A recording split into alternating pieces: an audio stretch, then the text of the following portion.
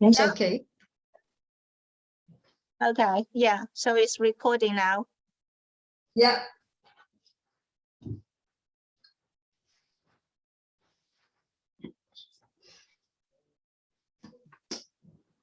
Right, okay, so now we agree that we're going to continue the discussion. So the next one will be what are the functions of liver and how that can be achieved, right? Right.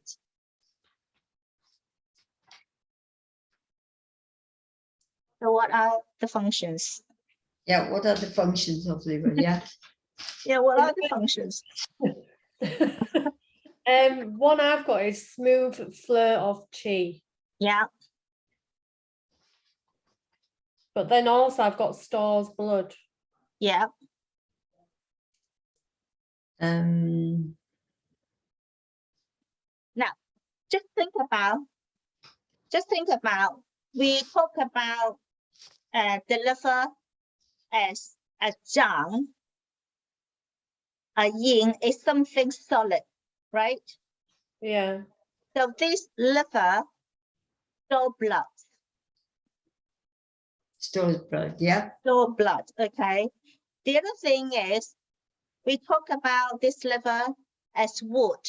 It has the characteristics of ascending, spreading, dispersing. Yeah. So one very important function is to be responsible for the smooth qi flowing, spreading the qi, dispersing the qi. Yeah. Make sense? So very, very important two category of functions. One is to store blood. The other one is to spread the qi. Yeah. Okay, from these two categories, within these two categories, then we have a little bit more refining functions. So they're the two main categories. Right.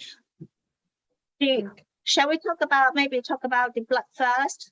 Maybe it's easier now.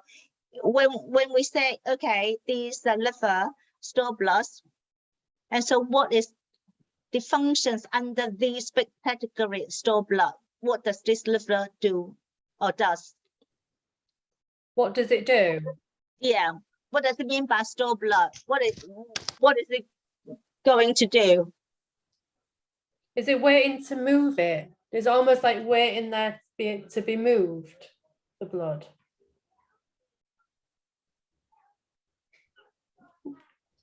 No. Think about store blood. Storage. Yeah. So what do you have in storage? So something. And in liver, the content, the thing that you're going to store in liver will be the blood. Yeah. Okay. So what does it mean? So it means that, you know, when you sort of, it has a function of what we call the regulating the amount of blood, okay, for daily activities. Because, you know, say, for example, think about when you do exercise, you need the blood flow.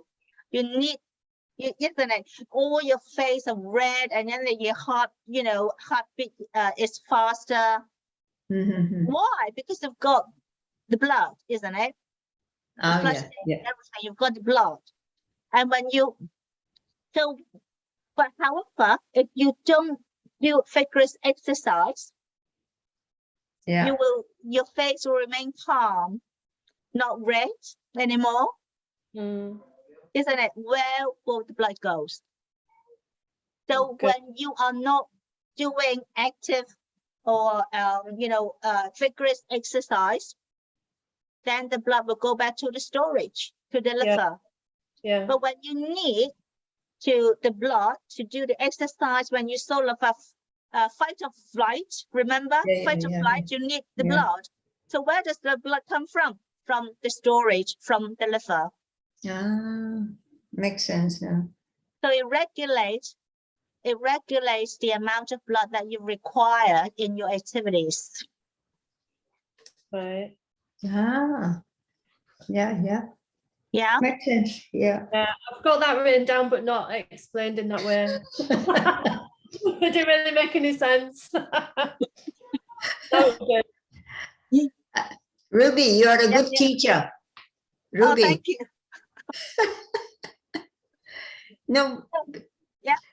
It's just when you, just exactly like Susan, I'm reading it and I'm making notes and then I'm going back again and like, does this make sense? And then when you explain it in a simpler way, and it just hits the knot. It's like, oh yeah, I think this is what. Thank you. Oh my God. Okay, so is this all right then? Yeah. It regulates the amount of blood you need. Okay, the next one is again related to the blood and related to women particularly. What is that? You're on about the Period. yeah, menstruation. Period. Yeah. Yeah.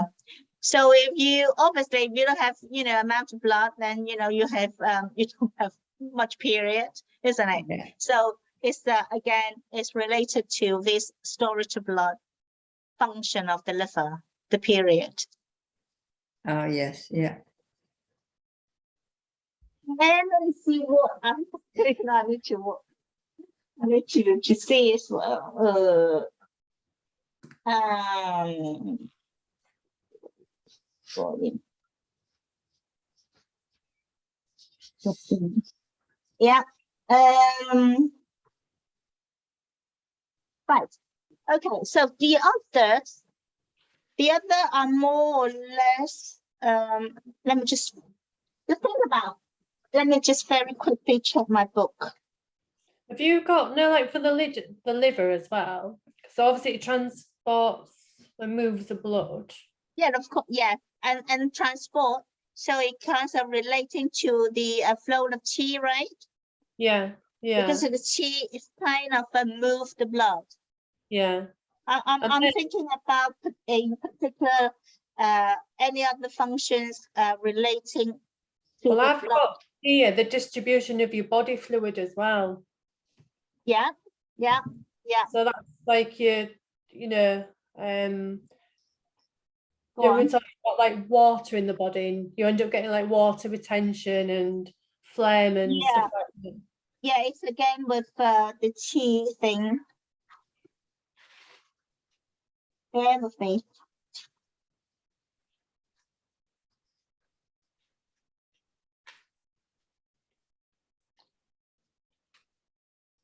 It does a lot. The liver does a lot. Yeah, it Yeah. is. It is. That's what I said to you last week. I feel like the liver's like one of the main components of the body. Yeah. So these are the blood. So the others are related to the spreading, dispersing the chi. Remember, we have for liver, we have two main categories of function. One is related to the blood, is the storing to store the blood, and under storing of the blood, you've got these regulates the blood amount for our physical activities and also about the menstruation, the period. Yeah. Now another category is about the chi. The spreading, the dispersing of chi. Yeah. So So what about that? So just now you mentioned about moving the blood, the water. Remember? Yeah. Yeah.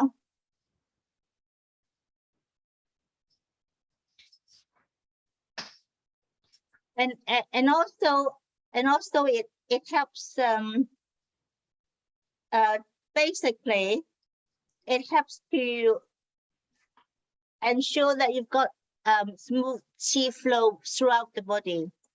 Yeah. To the sinew and that sort of thing area. Ruby? Yeah.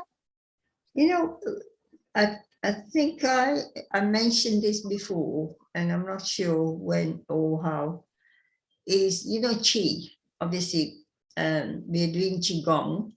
So Qi is like say when we breathe in, get our oxygen in. Yeah. So I think we were looking at chi and breathing or breath. Yeah. So do I say chi? Is it like, Right. okay, I'm breathing? What's I've the got an answer. I've got an answer for you, Rama. I am actually working on an analogy for that. So in a nutshell, if you don't mind, Susanna, just very quickly, kind of answer Rami's question very in a simple terms, and then because I said I'm thinking about a good analogy to explain a little bit. So in a nutshell, the breath that we have, we breathe in air. Okay, yeah. so the oxygen is just one part of the air. Make sense? So this air is just from our surroundings. Yeah. So this air, when the air comes into our body, so it will combine with our kidney qi, and the qi arrive or derive from our spleen. Do you remember the professor did say that inside our body we have this prenatal, they call it prenatal qi axons and postnatal qi, postnatal axons. Okay, this prenatal and postnatal qi together with the air, the qi that we breathe in, they form our body qi. See, that's kind of what I was saying last week. I think it just naturally happens within like the organs, but you're saying it's like happening predominantly around the kidney. Well, it actually is not exactly in the kidney, but somewhere in the lung areas, things like that. So once this qi is formed, the liver will help it spread around. So when this qi goes to different areas, different organs, the qi will turn into their zhang qi and also have a different function. Oh, so like when we do our health qigong, we are actually sort of moving this qi, throughout the body. Yeah. Okay. So that's the reason why the breath is important, because and also the environment is important, because you see that if I do the health qigong in a garden, fresh air, then the air we breathe in is fresh, it's good. And even you have other microorganisms, in the air, they are a good thing.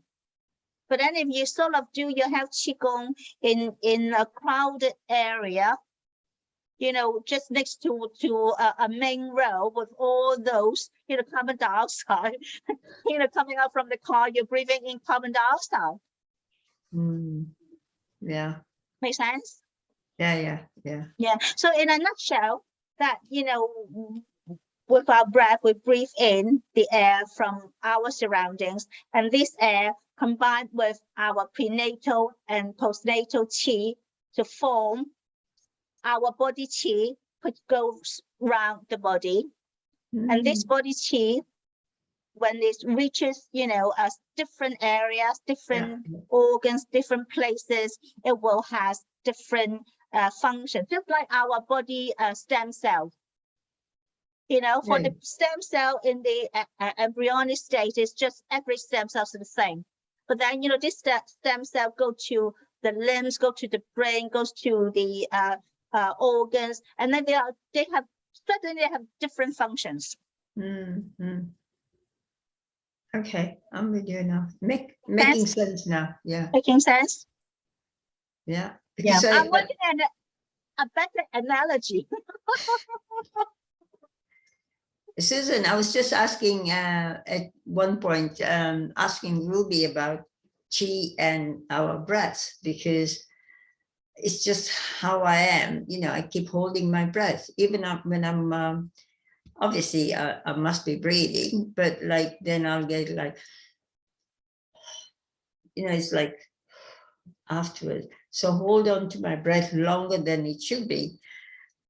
But up till now, touch wood, I'm fine. And when I'm doing a class as well, so when I'm saying things, I'll probably hold on and then I'll go, because one, I can't talk, or I can't, well, I suppose I can do the movements and breathe in and breathe out. I mean, that's the whole concept of it. So it's something that only recently I've come to kind of like, yeah, breathing and the breath and the chi. Obviously, if you don't breathe, that's it, you've had it. But it's how it works. And funny enough, after my class, I'm really, really happy and calm and excited. So this is where you were saying maybe the chi is flowing through, so making me happy and, all these things. But at the same time, for some reason, my hand gets very cold. So I think somebody was saying that you are giving, and not retaining or not recuperating your energy. Or gee. And this is why I asked you the question the other day. Yeah. So when we use the hands are cold, okay. So I think one of the reason is whether you after you do the practice, whether you sort of do your cool down and also bring your chi back to your body. Yeah. You see what I mean? So because you see that when we do our practice, our energy, we always say, the have qigong, because the qi helps the blood, to go through the distal, extremities, the fingers and the toes, and also thing, the vital energy.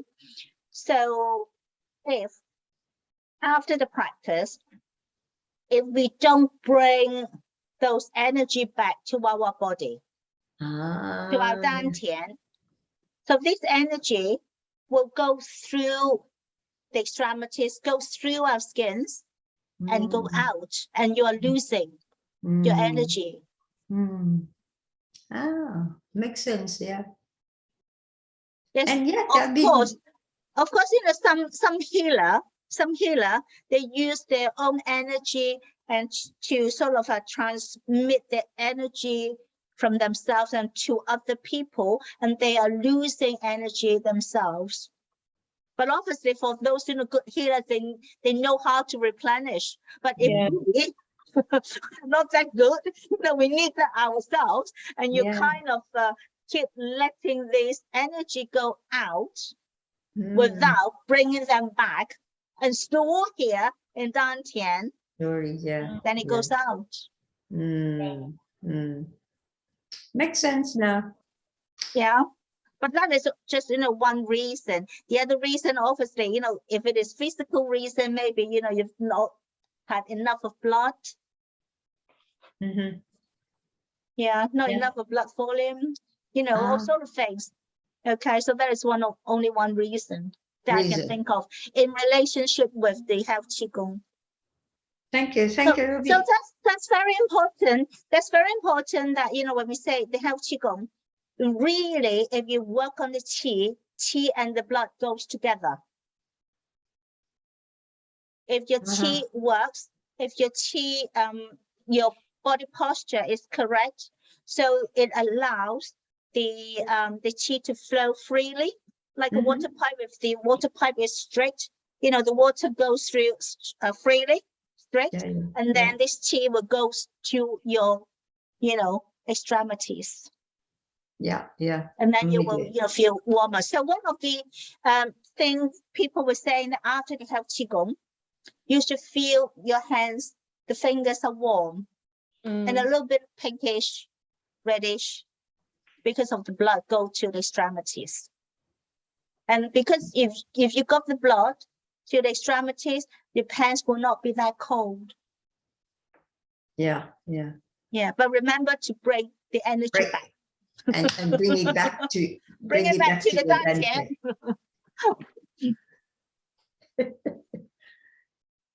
Correct. Yeah. Right, back to this liver qi. Yeah, Sorry to digress. Sorry about that. Right. Okay. Now, just now we said that one of the important function of the liver is to disperse, the qi,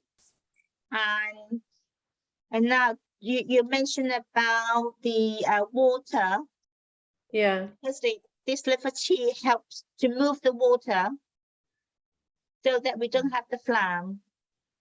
Yeah, did you say Accumulation of the the chi helps to move the water? Yeah. So the qi also helps to move these the bile. Yeah. Remember these liver and the gallbladder, they are a pair, they are cousins. So it stimulates and then kind of move the bile. Hang on a minute, did you say the liver and the gallbladder are a pair? Yeah. Mm. Okay.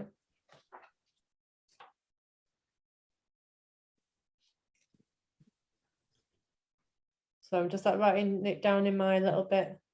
Yeah, okay.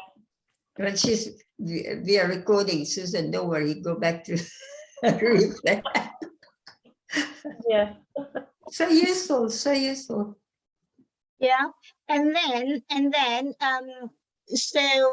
so because they transport this bile, these liver qi helps with the digestion. Yeah. Make sense? And also Yeah. transport the sperms. Yeah. And the other thing is they it kind of regulates our emotions, overall emotions, not particularly just anger, the overall one. This is where I was like looking at it. Overall, yeah. Yeah, the overall one. So each yang has its own specific respective kind of emotion, but then the liver as a sort of key for governance to overall to control the emotions. Okay, yeah, that Yeah. makes sense now. What else? I mean, one thing I've got written here is just about if you know, like, because wood is dispersing and stretching, if you don't physically do that with your body, then a problem, for example, would be like you can build up depression because you're not moving the body and you're not stretching it. And depression is something that it could be caused because you lack of that movement. Because you see that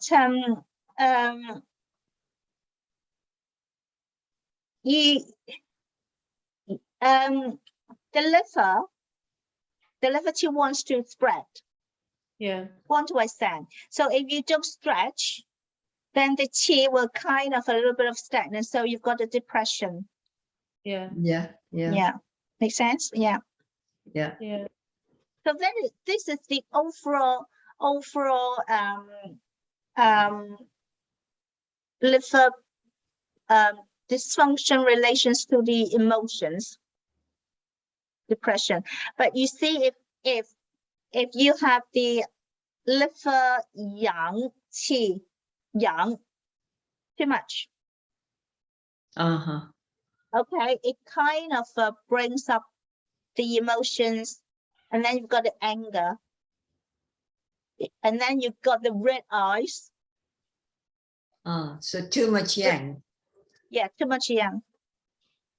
Remember, when some people, kind of angry, the eyes are all red. The all eyes. Yeah, true. Yeah. One thing is you know, when they say liver stagnant, Yeah. is that when there is a less movement or you don't do enough movement or exercise? Is that true? Then again, if the liver stagnant, Yeah. So say, for example, you're not doing enough exercise or walking, or say Qigong, yeah. not specifically Qigong, but any movement. Is that when liver is stagnant? Do you reckon? Because it's the flow of the blood is not moving around to the different parts of the body. One reason, it can be one reason that, you know, if you don't move, then obviously, you know, the qi will not move. Isn't it? Yeah. So Yeah. if the qi is stagnant, then you've got that problem. Yeah. Yeah. Yeah. Yeah. Makes sense. Yeah. Makes sense. Yeah. Yeah. Yeah. So Mhm. again, yeah, one of our analogy is I want to sort of kind of think about this breath, this qi, in relations to health qigong, in relations to these, you know, 3 regulations. I don't know whether I can do that. Yeah. Yeah. But Making I will sense. maybe you know, next week. Yeah. Yeah, idea. next we talk Yeah. about qi. Anyway, so back to here first. So have we covered all the liver function? It's just, I could do with a few more. Do you know if the yang was too high in the liver? You said you could get like anger, red eyes, that kind of thing. Yeah. What if the yin's too high? What would happen? Yeah. If yin is too high, you Yeah. mean? If Yeah. you think about, okay, this is the question 4, right? Yeah. Yeah. Yeah, okay. So think about yin and yang, what they are doing to each other.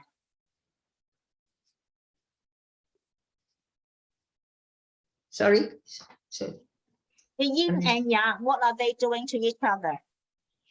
Well, it's that balance. The balance, isn't it? So the yin is to try to monitor, to check on the yang, and the other way around. So if yin is too much, is that your question, Suzanne? Yes. Yes. Yeah, if yin is too much, then it means that yang is too little. Yeah. So think about in liver, the liver, what we want the liver to do, or the liver normally do, is to spread. But you have to have enough yang to spread. Yeah. So is if we don't have enough yang, it means that, you know, qi stagnant. Yeah, so that's where your stagnation comes in then. Yeah, yeah. Okay. Yeah. Yeah. Yeah. Makes sense. Yeah. So on the other hand, if yin is not enough or yang will be too much. Yeah. Then yang too much, we just talk about you've got the red eyes, you've got the headache, you've got the anger. With that sort of things. Blood pressure again though. Huh? With that like high blood pressure.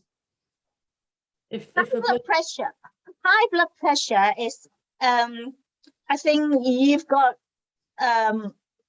more. You have, it is not one reason. I think it's multifactorial for high blood pressure. But however, you just sort of bring out a very good point is if the yang is too much, the force, the qi is too much force. Think about bleeding. Yeah. Yeah. That's like, okay. Yeah. Remember, we say that, you know, the liver, one of the functions is to store blood. Yeah. And if the yang is too much, maybe, you know, heavy period. Yeah. Then you've got pain, you've got bleeding. Yeah.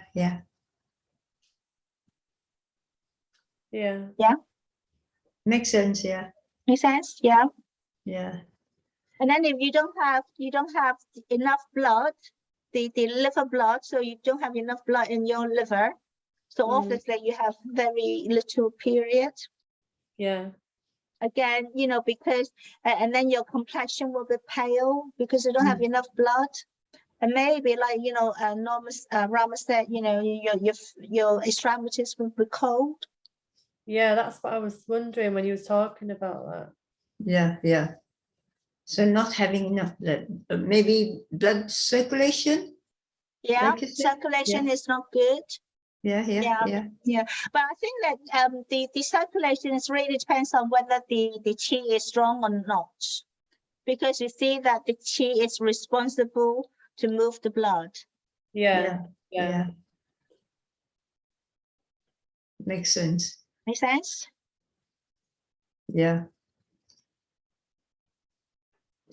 So the essence, not essence, but the answer for that would be like when I did mention earlier.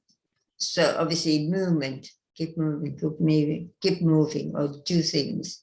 Obviously, if you're just sitting there idle, doing nothing, then that's a stagnant of qi and blood. Yeah. So that's too much yang, isn't that? Too much yang? No? What do you think, Suzanne? Do you know, I'm really sorry. I was reading my notes and I didn't quite hear you.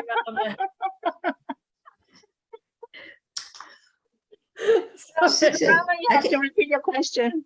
Okay, so Susan, you asked this earlier. Okay.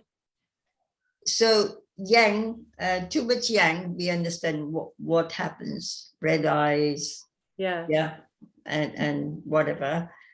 But too much yin, I think that's stagnation, wouldn't it? It'd be like stagnation. weakness to stagnation, because if you've got that weakness, then the blood chi won't be moving the blood. Yeah, blocking the blockage, or stagnant. Yeah, like a weakness of the flow, I guess. I guess the flow will be weaker. Yeah, the flow will be a little bit weak.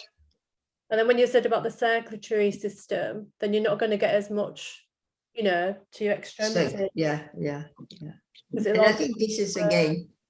Yeah. It's quite interesting because it relates to everything. Obviously to me, but then also it's like, why? And even though you're, you know, people say keep moving. So you keep moving in a sense, like you do exercise, you do this, you do yoga, but then at the end of the day, it's fine. You're enjoying it. I'm doing it fine. But then it's like you said earlier, maybe circulation or something that doesn't, you know, when I'm in the class, that's fine, great. It's just when I'm sitting and then it's too much of force than clear mind. So somewhere along, like meditation, mindfulness, which I can't do anyway. I do yoga, but it's a stretch work. So normally talking about yoga. So I do a lot of stretch work. But when it comes to mindful, and I'm still learning, I'm trying to meditate, which something. So that's again relates to the liver and also not having enough oxygen in your breath, not enough blood circulation around fingers, and it all makes sense. And actually, it is, how to say, you can't really tease out one from the others. It's all together. Yeah. So how I'm looking is, I always go with my kind of experience or my kind of people whom I know. It's like, so I might have too much yin and not enough yang. And to balance that, you know, it's come back to the central here. Back to the central. So this is very, I keep saying that, you know, to my student, it is very important that you practice, you know, the whole set to make the balance of overall balance. Because you see that, you know, sometimes if you do just one particular movement, although that particular movement is good for one particular, you know, jam or organ, and without the TCM practitioner's guidance, you will sort of either over, you know, work for one system, or, you know, kind of make the balance worse. Yeah, yeah, Take the balance off. definitely, yeah, yeah. Yeah, so if you do the whole set, then, you know, it will, because for the whole set, if you think about every half qigong, for every move in you know, in the whole set, within the whole set, all the jumps, all the force will be stimulated, one way or the other. Yeah, So because of that, you sort of encourage the qi, the liver qi, you see, and to spread, and then you sort of stimulate all the organs, and they themselves fine tune. Yeah. Makes They sense. know, they know where is the blockage, so they go to the blockage area and try to break through. Makes sense. So again, it's very important that, you know, we have to regulate our body to make sure that the tippings, the tubes, the rows are all clear, all breaks and clear, so that the qi can go there. Any blockage, the qi will sort of remove the blockage. And the breath, we breathe in, and so we kind of combine with the prenatal and postnatal qi to form the internal qi, and that's the qi that we want to move around. That's the breath. And the mind, the control center. So we will tell the qi, oh, that road, that is the destiny, go there. You know, this road is good, and that one is blocked. So you do what